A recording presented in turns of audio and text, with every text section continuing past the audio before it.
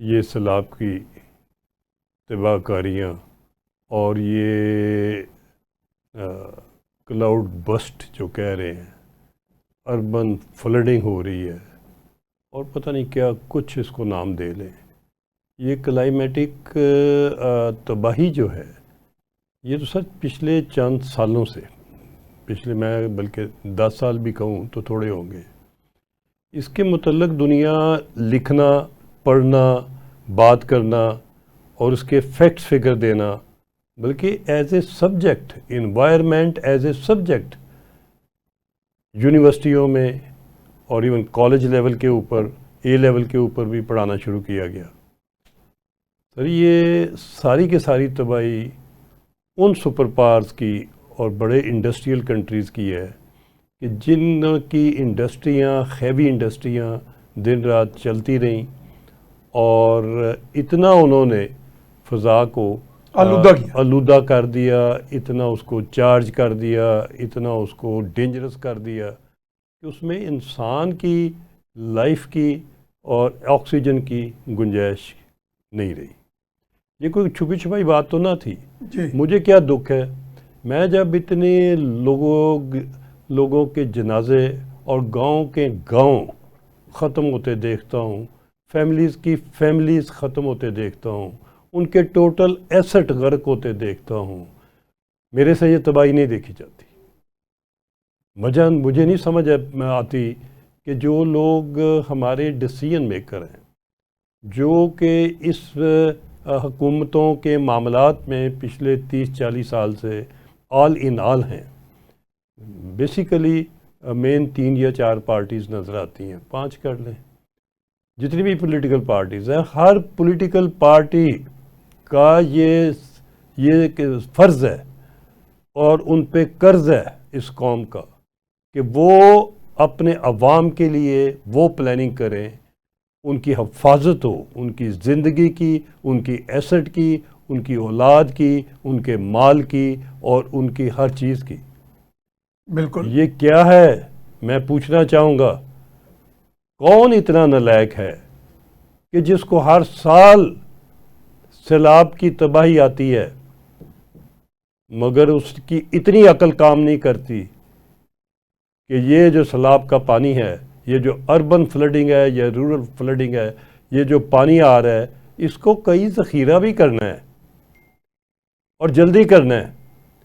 क्यों नहीं उनको याद आता कि गोरा जब गांव छोड़ गया था, मोर देन 64% हमारी रूरल आबादी है, गांव हैं जी।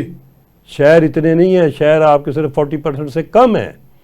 आप सिर्फ शहरों की सियासत सीख के आए हैं, घर से क्या सीख के आए हैं? कौन सा इल्म आपके पास है, कौन सी PhD आपके पास है, कौन से एक्सपर्ट आपके पास हैं, कितनी अकल आपके पास है कि आप इतने ऐसे कंट्री को जिसके मसले मसाइल कॉम्प्लिकेटेड हों, जिसका गवर्नेंस सिस्टम कोलैप्स हो, जिसका गवर्नेंस सिस्टम हो ही कोई नहीं, pre partition governance system bureaucracy का हमारा चल रहा है।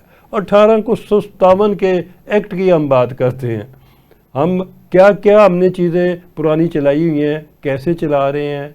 इसका मतलब है कि हमने किस बेस के ऊपर हमने ग्रेजुएशन ख़त्म कराई।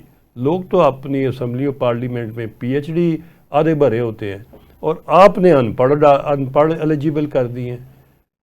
पता मैं ये पूछना चाहूँगा कि क्यों नहीं ये हमने इतना जो PSDP फंड है, ये हर दफ़ा 1000 बिलियन से 1500-1700 बिलियन तक होता रहे, सारे 78 साल का देख लें, कोई ऐसा वक्त नहीं था जब पार्लियामेंटेरियन को डेवलपमेंट फंड के नाम के ऊपर ना मिलते हो।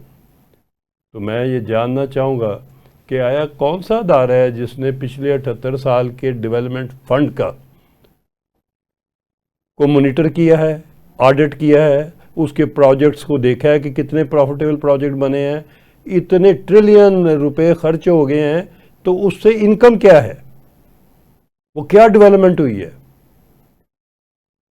मैंने कुछ किया था ये, मैं जब प्राइम मिनिस्टर इंस्पेक्शन कमीशन में था तो मैंने अपने एक मेंबर अपने कमीशन के जी उमर अजीज़ को की ड्यूटी लगाई और उसकी ये ड्यूटी लगाई कि भी तुम आपसे लेके पहले 10 साल का लेके आओ हर मिनिस्ट्री का, कि जो फंड मिले डेवलपमेंट के लिए वो किधर खर्च हुए, ज़मीन पे प्रोजेक्ट की वीडियो भी बनाओ और उसका सारा डाटा प्रेजेंटेशन रोज मुझे दो। तो क्या रिजल्ट तो आया? मुझे, मैं आज कहने में कोई हिचकिचाहट महसूस नहीं करता।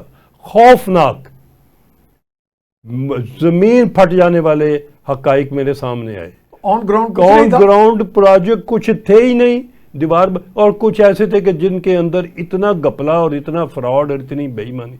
मुझे एक भी प्रोजेक्ट 100% दयानतदारी से हुआ एक प्रोजेक्ट सारे मुल्क में ना मिला। कौन साहब, क्या हम टिड्डों मिन हैसल कौम बेईमान है? भाई ये क्या बीमारी है?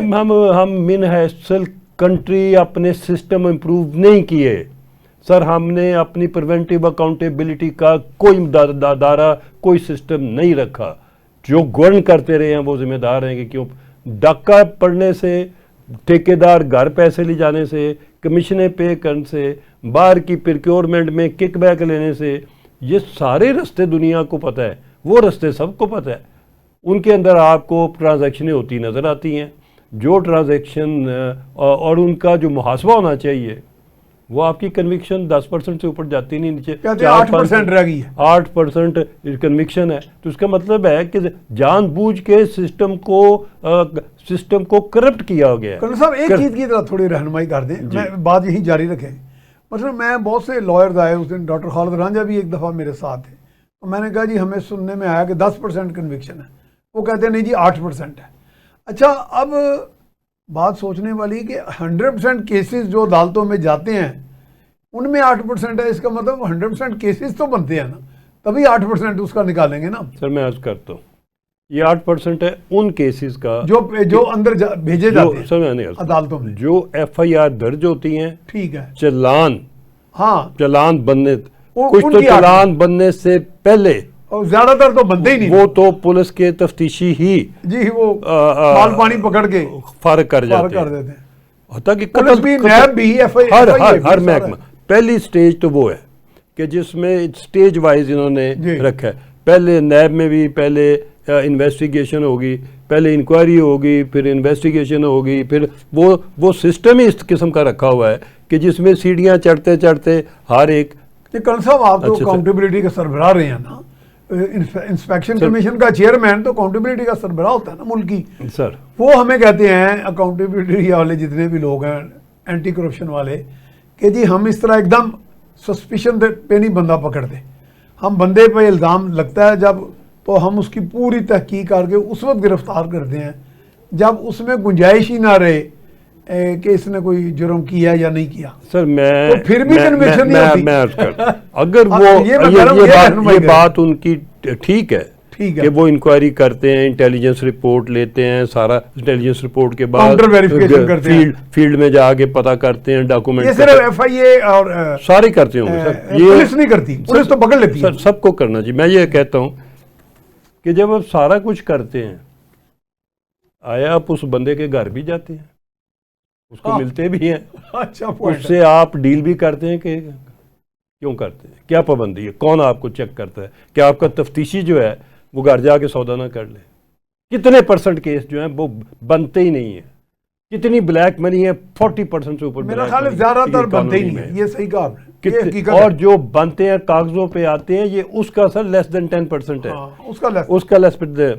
और फिर क्या मैं अर्ज करूं, मेरा अभी आज के दिन में मैं सिर्फ इतना अर्ज करूंगा कि मैं बड़े सालों से चीखे मार रहा हूँ। मैं जब उस भी था, प्राइम मिनिस्टर इंस्पेक्शन कमीशन में भी था, तो उधर मैं प्रॉपर समरी लिख के भेजा करता था वज़ीर अहमद हाउस को। वो मौजूद है, वो 150-200 समरियाँ मौजूद हैं। अगर आज ही उसकी किताब मैं छाप दूँ तो लोगों को बड़ी अवेकनिंग होगी, बहुत अवेकनिंग होगी। देखिए मैं मजबूर होकर ये चीज़ कह रहा हूँ ताकि अभी कौम सीधी हो जाए, बेहतर हो जाए। जिसकी पर्दा पोशी है पर्दा पोशी रहे। हमने किसी के साथ कोई मुहिम चला के किसी से ज़्यादती नहीं करना।